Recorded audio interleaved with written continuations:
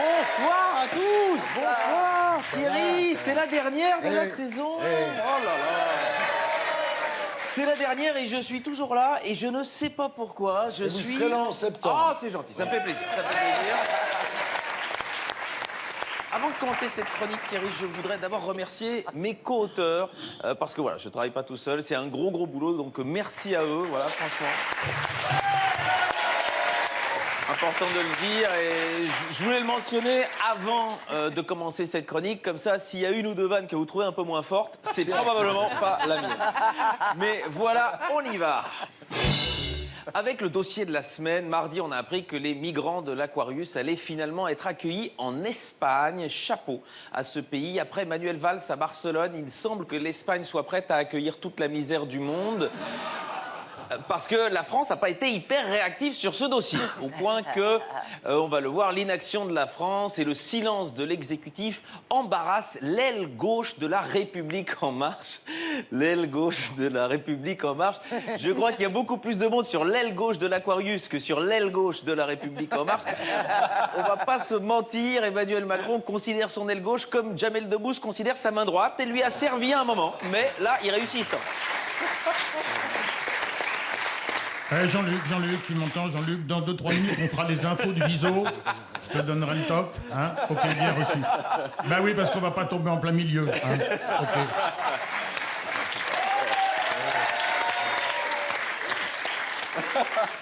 Emmanuel Macron qui, cette semaine, a tenté de faire diversion en dénonçant le cynisme et l'irresponsabilité de l'Italie. Alors là, c'est un peu la pneumonie qui critique la mucoviscidose.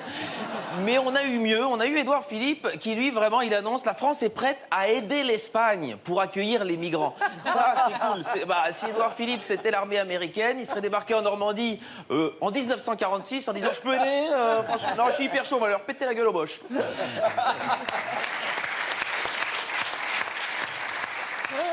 Mais le beau geste, il est venu de là où on ne l'attendait pas. Les dirigeants nationalistes corses proposent d'accueillir les migrants de l'Aquarius. Les Corses, ils sont vraiment prêts à tout pour faire chier la métropole. Après... Ce serait, je pense, la bonne idée pour ces Syriens. C'est une bonne transition, la Corse. Quand tu as connu la guerre et que tu veux découvrir la démocratie, la Corse, c'est un peu le trait d'union, quoi. Et puis... Non, mais souvent, les gens ont peur que voilà, les migrants arrivent parce qu'ils pourraient leur piquer leur travail. Et en Corse, ils seraient contents de leur refourguer.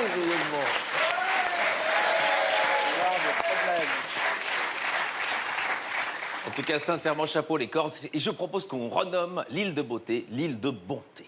Voilà. Ça, c'est pour être sûr que je puisse y retourner un moment. Non, mais puis je fais pas le malin, moi, parce que les Belges, qu'est-ce qu'on a trouvé comme excuse? Notre Premier ministre, il a dit qu'on pouvait pas les accueillir parce que la Belgique n'a pas de port en Méditerranée. Ce qui est pas complètement faux, sur le fond.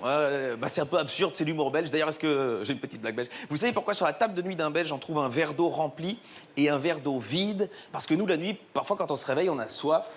Mais parfois, on n'a pas soif.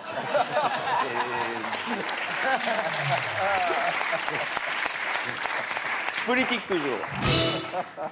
Rupture du jeûne du Ramadan, l'absence d'Emmanuel Macron perçue comme un boycott. Et en même temps, est-ce que c'était vraiment à lui d'y aller? Chez les Macron, d'habitude, c'est Brigitte qui se tape le jeûne. Et... Oh. Alors, la surprise, elle est venue d'où? Elle est venue de Sarthe, parce que François Fillon, il y était. À Sablé-sur-Sarthe, à la rupture du jeûne. Ça devait être une belle soirée. Fillon avait préparé les boulettes, c'est sa spécialité. Puis j'imagine que Robert Bourgi lui avait offert 2 belles djellabas. Et puis à la fin de la soirée, on lui a demandé si Pénélope comptait retravailler un jour. Il a dit « Inch'Allah ».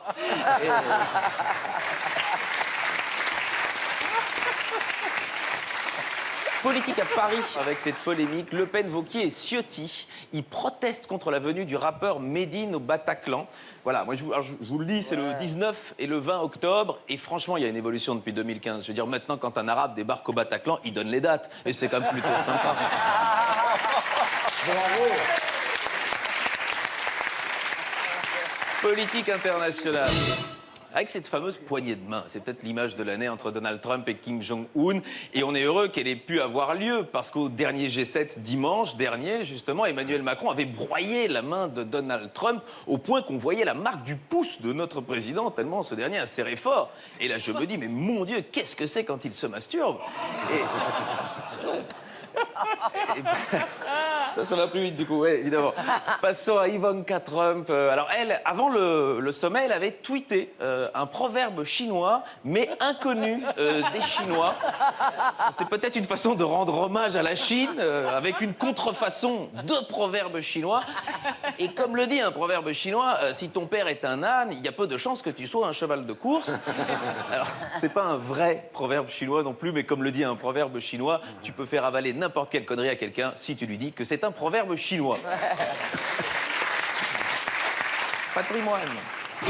Suite aux intempéries, la grotte de Lourdes a été envahie par les eaux et c'est sans doute la première fois que la Vierge mouille autant.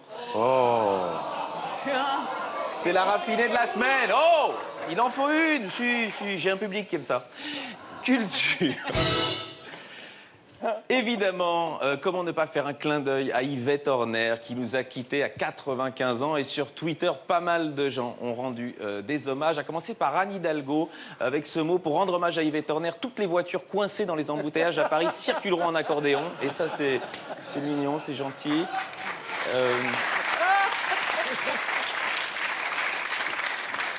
Il y a eu Matt Pokora, on s'était un peu plus intéressé. Recherche de toute urgence prof d'accordéon pour projet à venir. Me contacter en MP, #Génération Horner. Et puis, bon, plus bizarre, Lance Armstrong, des années à me farcir sa musique sur le Tour de France. Et tu m'étonnes que je me drogue.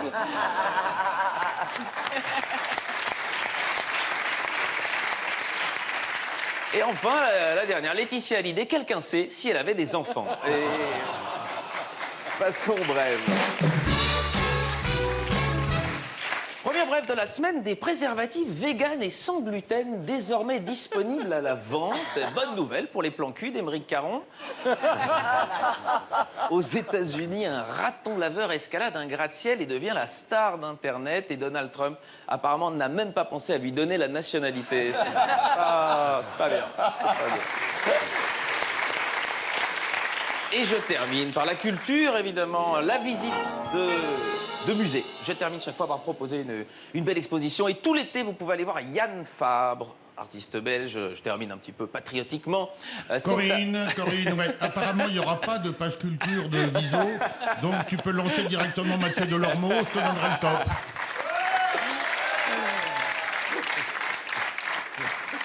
Yann Fabre, tout l'été à la Fondation Magde de Saint-Paul-de-Vence. On pourra notamment découvrir tout son travail autour des cerveaux. L'occasion, voilà, de montrer l'humour de Yann Fabre. Voilà, c'est un cerveau avec des roulettes, intitulé vraiment Cerveau de Stephen Hawking. Bah, je ne dois même plus faire les vannes moi-même. Il les fait. Autre cerveau, voilà, qui est assez marrant. Alors ça, sans doute, c'est celui d'Emmanuel Macron, puisqu'il a l'air d'être en marche. Alors parfois, il le fait en marbre, comme ça, en grand. Et là, a priori, c'est le cerveau de Jean Lassalle. Et parfois, carrément, c'est en or, et ça, c'est très joli. Et là, évidemment, c'est celui de Tariq Ramadan. Alors, oui, évidemment, la sexualité l'inspire un peu. Ici, on voit une œuvre de Yann Fabre, et ça, c'est moi, à diverses étapes d'une soirée trop alcoolisée. Mais Yann Fabre, c'est un artiste complet. Peut-être certains le découvrent. Dans les années 70, il commence sa carrière par des performances où il demande des billets, il les brûle, et avec les cendres, voilà, il écrit monnaie dedans. C'est voilà, bien avant Gainsbourg. Et puis, il a fait des installations. Notamment, voilà, on le voit, celle-ci. Alors, on croirait un petit peu que c'est la déco d'intérieur chez Christine Boutin, mais non, c'est une œuvre de Yann Fabre. Alors ici, ça c'est un peu fou, la dernière grosse fête au siège du Parti Socialiste. Et on sent que ça date un peu, effectivement, ou encore cette image, voilà, c'est assez amusant. On peut voir la sculpture d'un homme en train d'avoir une érection dans un cimetière, ce qui me permet de rappeler ma théorie sur le sujet. Au fond, la nécrophilie, qui ça dérange? Et je termine par ma performance préférée. Yann Fabre, en 2016, il a relié la culture populaire à la grande culture. Il avait tenté sur un vélodrome belge de ne pas battre le record de l'heure détenu par Eddy Merckx. Eh bien, tenez-vous bien, on le voit sur cet article de la RTBF. Yann Fabre est parvenu à ne pas battre le record de l'heure d'Eddy Merckx. Un génie. Voilà, là, c'est comme la politique. On s'est connus cette année. C'est vrai. Je vous adore. Moi aussi, patron. Et vous êtes là à la rentrée. Oh, ça va.